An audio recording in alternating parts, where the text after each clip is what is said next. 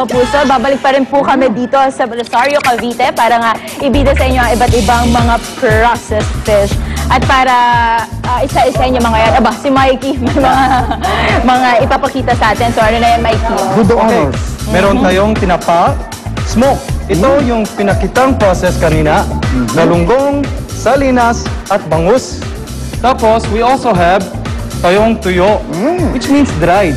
Ito yung binilad sa araw, tawilis, at pusit. Ayun, sabi favorite mo yun, di ba? Yeah. Oo. Masarap. Galing nga. Finally, we have tayong daing. Yes. I love it, daing. Okay. Diba? At iniyo din, biya, galunggong, at asubi. Ayun. At meron pa isa. Ito, anong tawag dito? Lastly, we have boiled fish. It's bangus. Alright. At tulingan. At tulingan. Ayun, Yun. mga kapuso. So, yung iba't ibang mga processed fish nga na makikita dito. Pag bumalik ka ng Canada, magdadala ka ng mga yan. Oo, Bakit siyempre. ka? Promise? Promise. Ayun. Sige. Nandiyan. Papayag ba yung aeroplano? Sa'yo na lang. Okay. Kasi it's more fun in Philippines to eat this. Very good, very good. Wala mo na po dito sa Rosario, Cavite. Balik tayo sa studio. Studio.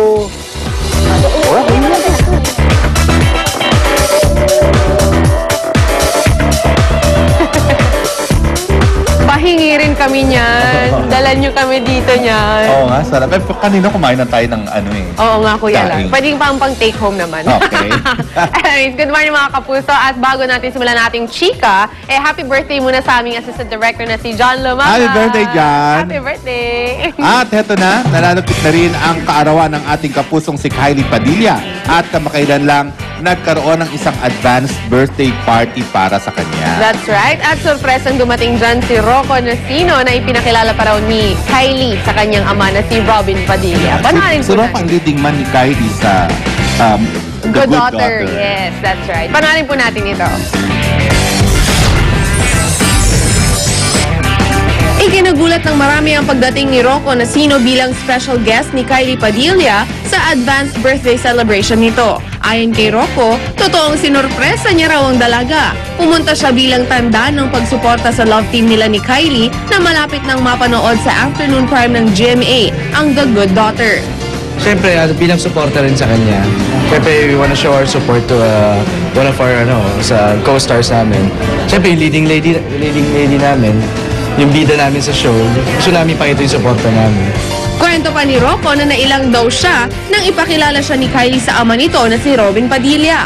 Pero kalauna naman daw ay naging kampante na rin si Rocco habang kausap si Robin. Pinakilala po nila si Binoy sa akin, Tito Binoy.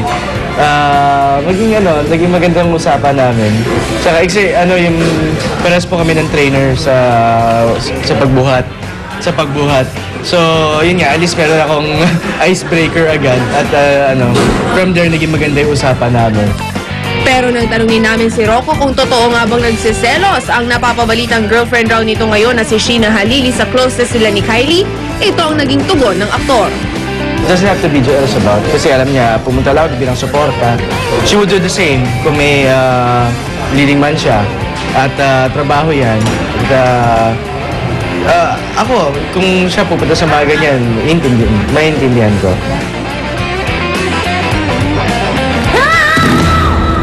Ayan, naririnig niyo na ba yan? Yes! Yung tunog na yan? Alam nyo na. At heto na nga ang ating update sa tumitinding mga tagpo sa Survivor Philippines Celebrity Doubles Showdown. Nalalapit na po na naman ang Tribal Council sa Tribong Apolaki, kaya ang mga castaway, hindi na naman mapakali. Sina Mara at Arnold, tiwala na si Steph ang iboboto ni na May at Betong. Samantalang si Steph naman, tiwalang si Arnold ang iboboto ng dalawa. Nako, naiipit sa gitna ng dalawang alyansa ang comic duo. Kaya naman humingi sila ng payo kay Casey na siyang pinagkakatiwalaan nilang dalawa. Dahil sa sobrang kaba ni Mara na baka siyang ma-vote out, gusto niyang bawiin ang ibinigay niyang immunity bracelet kay May. Tinangkapan nila itong nakawin ni Arnold, pero hindi nila ito nakita. Kasi yung mga patibis na hanggang sa bag ni May at ni Betong talagang hinalugron talaga ng dalawa.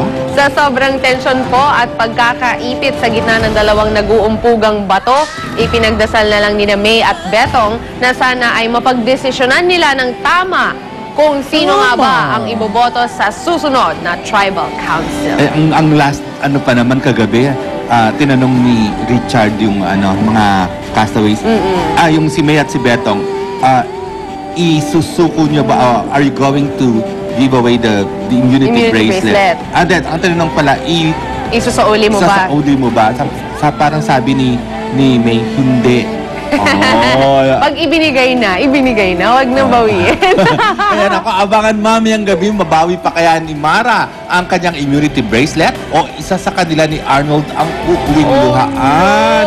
Alamin niya sa Survivor Philippines Celebrity Double Showdown mamayang gabi sa GMA Telebabad pagkatapos ng legacy kung saan malalaman na kaya ni Diana kung sino ang kanyang tunay na ama. Bigay mo yung story from Survivor to Legacy. Lahat na Kuya Laya. Pinapanood ko lahat yan kasi mula 24. At mula ng Dalita Diyan pala. tayo napupuyat. Magabalik po ang unang hirit. Diyan lang kayo. Pinod Claudio would like to thank Elmer of Sonyari Salon, Dr. Raquel Marfori David, Thai Line, Dr. Cristobal C, Sarabia Optical. Suzy Abrera would like to thank Maldita, Vogue Visage Salon, Michelle's Jewelry, Revlon Cosmetics. Rhea Santos would like to thank The Skin Specialist by Dr. Jean Marquez, Revlon Cosmetics, Poise Belly and Kids, Head Zone Salon, Perez Optical, Golden Hills Jewelry. Susan Enriquez would like to thank Let's Face It,